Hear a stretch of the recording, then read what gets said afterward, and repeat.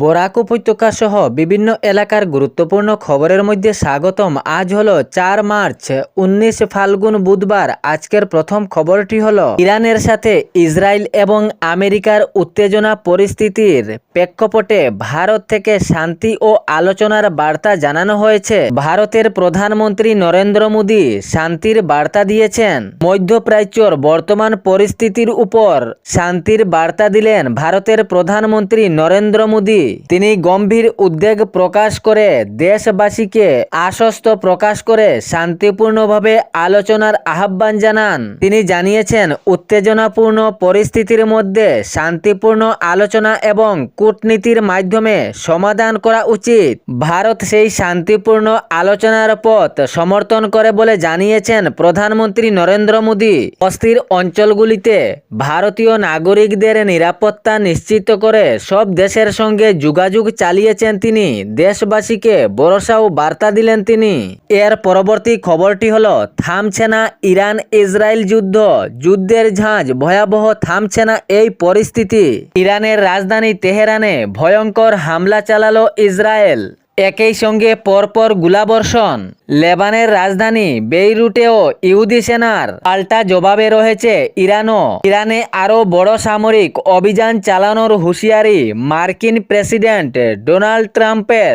গত মঙ্গলবার পরপর গোলাবর্ষণে বিস্ফোরণে কেঁপে উঠল তেহরান। ইরানের রাজধানী তেহরানে ভয়ঙ্কর হামলা চালালো ইসরায়েল।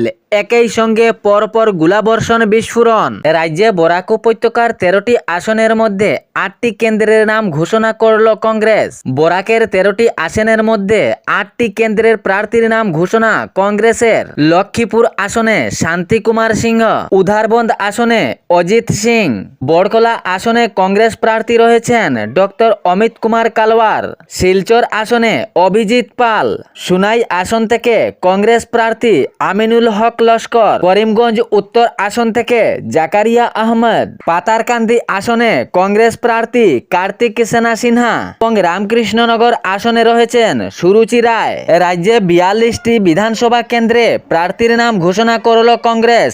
এর মধ্যে বরাক উপত্যকার 13টি আসনের মধ্যে 8টি কেন্দ্রের প্রার্থীর নাম ঘোষণা।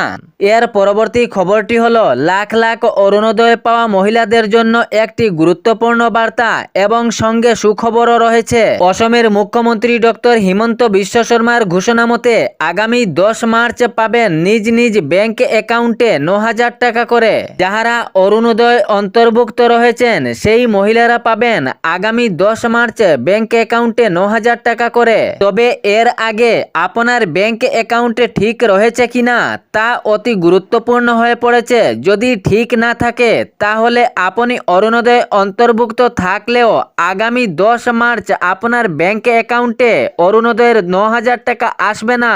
আপনার আধার কার্ডের নামের সঙ্গে যদি ব্যাংক অ্যাকাউন্টের নামের মিল না থাকে তাহলে অনেক অসুবিধার মধ্যে পড়তে পারেন আপনি। তবে এ নিয়ে খুবই সচেতন থাকবেন। যদি আপনার আধার কার্ডের নামের সঙ্গে ব্যাংক অ্যাকাউন্টের নামের মিল না থাকে তাহলে অতি সত্বর ঠিক করান। নইলে যে মহিলারা অরুণোদয়ের অন্তর্ভুক্ত রয়েছেন এবং আধার কার্ডের নামের সঙ্গে নিজের ব্যাংক অ্যাকাউন্টের নামের মিল নেই, তাহা হইলে আগামী 10 মার্চে যে অরুণোদয়ের 9,000 টাকা আসবে আপনার ব্যাংক অ্যাকাউন্টে না আসার সম্ভাবনা থাকবে। শুধু অরুণোদয়ের অন্তর্ভুক্তের তালিকায় নাম থাকলে হবে না, আপনার আধার কার্ডের নামের সঙ্গে ব্যাংক অ্যাকাউন্টের নামের সচরাচর মিল থাকতে হবে। তারপর আপনার ব্যাংক অ্যাকাউন্টে আসবে অরুণোদয়ের সেই টাকা।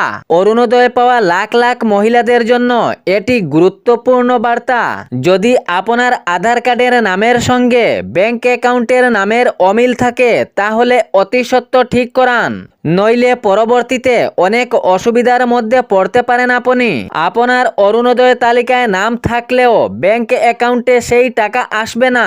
এর পরবর্তী খবরটি হলো, গোয়ালপাড়া জেলায় বন্য হাতির উপদ্রব। 12 ঘন্টার ব্যবধানে 2 ব্যক্তির প্রাণহানি। বন্য হাতির উপদ্রবে গোয়ালপাড়া জেলায় আতঙ্কিত জনগণ। 12 ঘন্টার ব্যবধানে 2 ব্যক্তির প্রাণহানি বন্য হাতির হামলায় আতঙ্কিত এলাকার জনগণ। দুদিনে গ্রামের ডাবলি এলাকায় লাদীপ এম চাংমার প্রাণহানির সুখ কাটতে না কাটতেই রংজুলি বন সংমণ্ডলের অন্তর্গত এলাকায় ফের মর্মান্তিক অঘটন। রংজুলি বন সংমণ্ডলের ধনুমঙ্গা জালাপাড়ায় অরূপ কুমার দাস গভীর রাতে মোটরসাইকেল নিয়ে যাওয়ার পথে বন্য হাতির হামলায় প্রাণ হারালেন। মোটরসাইকেল নিয়ে যাওয়ার পথে সামনে বন্য হাতি ঘিরে ফেলে প্রাণ বাঁচানোর জন্য তিনি মোটরসাইকেল ছেড়ে দ্রুত পালানোর চেষ্টা করেন, কিন্তু শেষ রক্ষা হলো না উনার। বন্য হাতির হামলায় শেষমেশে প্রাণ যায় অরূপ কুমার দাসের। সূত্রে জানা গিয়েছে ঘটনাস্থলেই উনার মৃত্যু হয়। এ ঘটনাকে ঘিরে এলাকায় পুরো আতঙ্কিত স্থানীয় জনগণ বন দফতরে হস্তক্ষেপেরও দাবি জানিয়েছেন। বন্য হাতির রক্ষার্থে স্থানীয় জনগণ প্রশাসনের দৃষ্টি আকর্ষণ করার বারবার চেষ্টা চালিয়েছেন। এর পরবর্তী খবরটি হলো রাজ্যসভা আসনে প্রার্থীর নাম ঘোষণা বিজেপি দলের। বিজেপি রাজ্য থেকে রাজ্যসভার 2টি আসনের জন্য প্রার্থীর নাম ঘোষণা করেছে। 2 প্রার্থীর নাম তেরস গোয়ালা এবং যুগেন মোহন। এর পরবর্তী খবরটি হলো ইরানের IRGC হরমুজ প্রণালী বন্ধ ঘোষণা করায় বিশ্ব অর্থনীতিতে বড়সড় ধাক্কা লাগার আশঙ্কা তৈরি হয়েছে। ইরান ইসরায়েলের যুদ্ধের জেরে জ্বালানি সরবরাহের এই লাইফলাইনটি অবরুদ্ধ হওয়ায় ভারত সহ দক্ষিণ এশিয়ার দেশগুলিতে তেলের যোগানে টান পড়তে পারে। বর্তমানে ভারতের পাশে যে অপরিশোধিত এবং পরিশোধিত জ্বালানি তেল রয়েছে তাহাতে 1 মাসের মতো চলতে পারে বলে সূত্রে খবর পাওয়া গিয়েছে। বর্তমান ভারত ইতিমধ্যে বিকল্প দেশ থেকে তেল আমদানির তোড়জোড় শুরু করেছে। তবে বর্তমানে পেট্রোল ও ডিজেলের দাম বৃদ্ধির কোনো তাৎক্ষণিক পরিকল্পনা নেই বলে সরকারি সূত্রে আশ্বস্ত করা হয়েছে। বর্তমান বন্ধ হরমুজ প্রণালী কতদিনের তেল মজুদ রয়েছে ভারতে এ নিয়ে প্রশ্ন। তবে 1 মাসের মতো তেল রয়েছে ভারতে বলে সূত্রে খবর পাওয়া গিয়েছে। তবে বর্তমান অবস্থায় পেট্রোল ও ডিজেলের দাম বৃদ্ধির কোনো তাৎক্ষণিক পরিকল্পনা নেই বলে সরকারি সূত্রে আশ্বস্ত করা হয়েছে। ইরানের IRGC হরমুজ প্রণালী বন্ধ ঘোষণা করায় বিশ্ব অর্থনীতিতে বড়সড় ধাক্কার আশঙ্কা রয়েছে। ইরান ইসরায়েলের যুদ্ধের জেরে জ্বালানির সরবরাহ ভারত সহ দক্ষিণ এশিয়ার দেশগুলিতে তেলের যোগান টান পড়তে পারে বলে সূত্রে খবর পাওয়া গিয়েছে। এর পরবর্তী খবরটি হলো ধান ক্ষেতের মাঝখানে পাওয়ার গ্রিড টাওয়ার এর সাথে ঝুলন্ত অবস্থায় উদ্ধার এক যুবকের মরদেহ।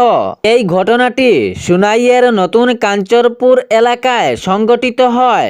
গত মঙ্গলবার স্থানীয়রা এ দৃশ্যটি অনুভব করেন এবং তদন্তে খবর পাওয়া গিয়েছে কচুদরম এলাকার মঈনউদ্দিন আহমেদের ছেলে বাহার উদ্দিন আহমেদ এই টাওয়ারে গামছা দিয়ে ফাঁস লাগিয়ে নিজেকে হত্যা করে। স্থানীয়দের কাছ থেকে জানা গিয়েছে পরিবারের ঝগড়া রয়েছে বলে 2টি কন্যা সন্তানও রয়েছেন বলে সূত্রে খবর পাওয়া গিয়েছে। তবে এখনো পর্যন্ত এ ঘটনার কোনো তথ্য পাওয়া যায়নি। পুলিশ প্রশাসন এ ঘটনার তদন্ত চালিয়েছেন। এ ছিল বরাক উপত্যকা সহ বিভিন্ন এলাকার গুরুত্বপূর্ণ খবর। এভাবে নিত্য নতুন খবর পাওয়ার জন্য চ্যানেলটি সাবস্ক্রাইব করে ভিডিওটি লাইক ও শেয়ার করতে ভুলবেন না, যাতে সঠিক সংবাদগুলো অন্যজনের কাছে পৌঁছায়। ধন্যবাদ।